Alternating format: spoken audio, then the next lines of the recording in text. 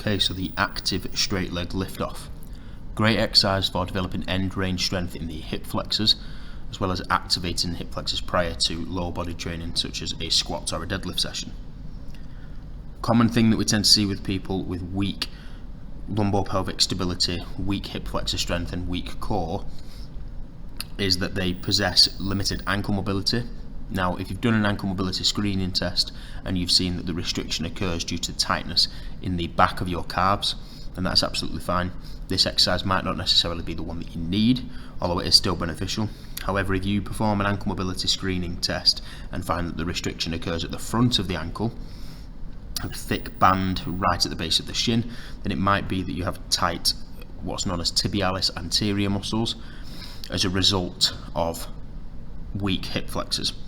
So this exercise is a great one for activating and strengthening this region of the body and prepping your lumbopelvic region for squatting. So you want to sit on the floor with your back up against the wall, and that includes your pelvis, lower back, shoulders and head, with one leg bent, tucking your knees up towards your chest and the other leg straight out. Aim to sit as close to the wall as you possibly can.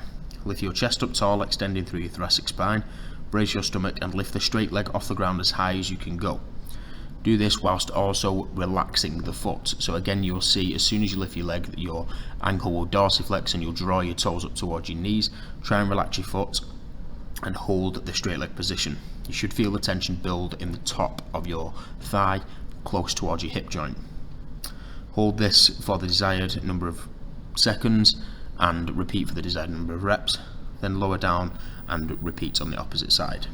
So the active straight leg lift off with abduction exercise is just a progression from the more basic alternative, and all we're doing here is challenging the ability for the hip flexor to keep the hip joint stable during dynamic movement. So all you're doing is setting the exact same position as the original exercise, lifting the leg off the ground and then simply moving the leg out to the side as far away from the body as you can, whilst keeping it off the floor, bringing it back to the start and resting before repeating on the opposite side.